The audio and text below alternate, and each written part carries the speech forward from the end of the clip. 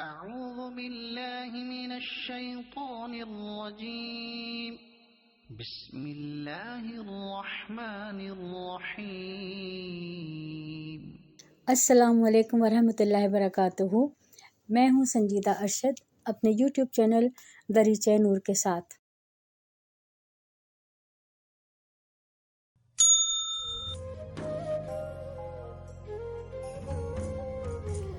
بادشاہ عیش و آرام میں مست ہو کر کہہ رہا تھا، میرے لیے دنیا میں اس وقت سے اچھا اور کوئی وقت نہیں، نہ تو اس وقت اچھے برے کی فکر ہے، نہ ہی کسی کا غم۔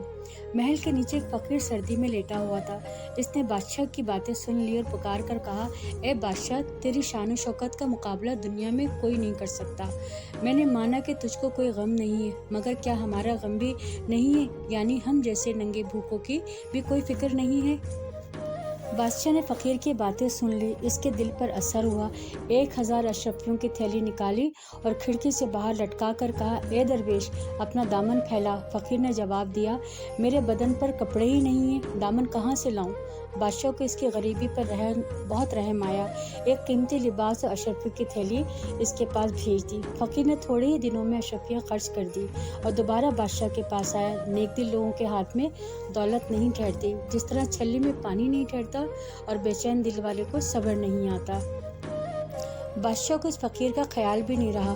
جب لوگوں نے اس کے دوبارہ آنے کی اطلاع دی اور حال بتایا تو اس کو بہت غصہ آیا، سن کر منہ پھیر لیا۔ عقل مندوں نے کہا کہ بادشاہ کی سختی اور غصے سے بچنا چاہیے، کیونکہ اکثر ان کی توجہ سلطنت کے بڑے بڑے کاموں کی طرف ہوتی ہے، اس لیے عام لوگوں کی بھیڑ کو پسند نہیں کرتے۔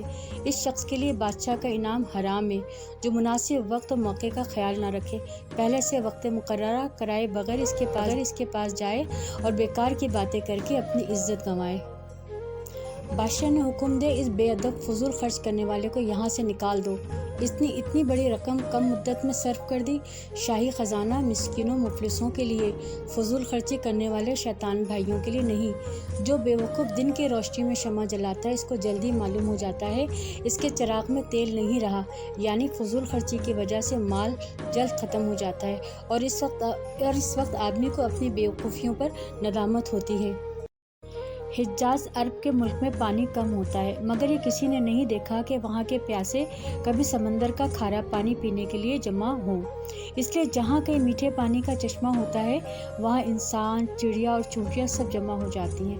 اس طرح جو شخص سخی ہوتا ہے، حاجت مند لوگ اس کے پاس آتے ہیں۔ شیخ سعدی کی کتاب گلستان سعدی سے اقتباس پیش کیا ہے آپ کے سامنے۔ انشاءاللہ آپ سے پھر ملاقات ہوگی اپنی نئی ویڈیو دریچہ نور کے ساتھ۔ اللہ نگہبان۔